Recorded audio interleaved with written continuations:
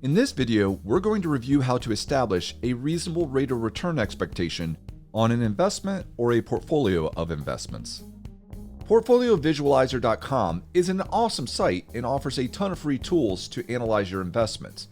And today we're going to be using the Backtest portfolio tool, which enables users to see how investments performed in the past, which doesn't necessarily guarantee how they'll perform in the future, but can be very helpful. First, we'll need to set our parameters. I like to start off reviewing about a decade or so of annual returns so that I can see both the good and bad times. The initial amount can be set to your portfolio's current value, so you can see what the next decade would look like if it's similar to the last one.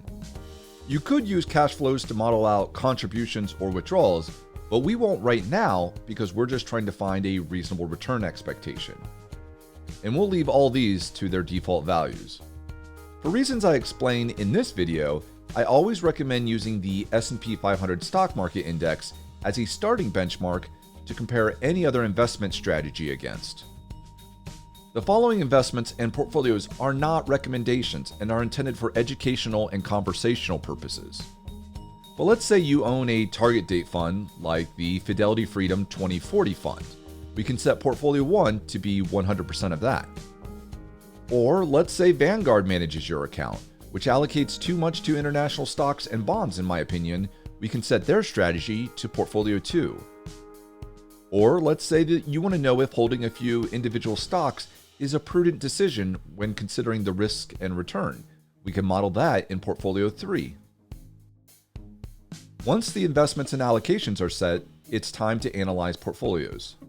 And as a reminder, portfolio 1 was the Fidelity Target Date Fund, portfolio 2 was the Vanguard Multi-Fund Strategy, and portfolio 3 was the S&P 500 with a carve-out for Apple and Amazon stocks.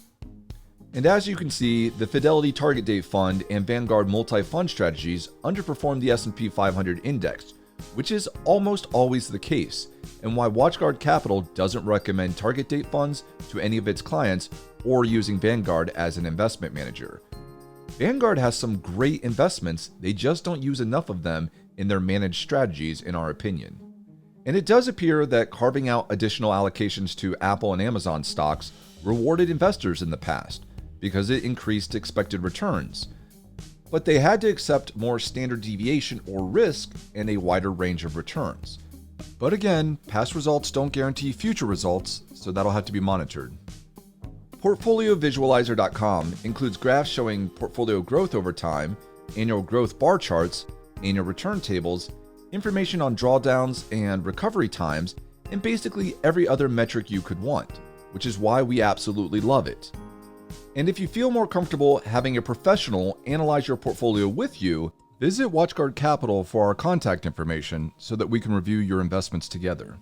Make sure you like this video and subscribe now, as we're going to be releasing more videos in the future to help you build wealth and invest your time wisely.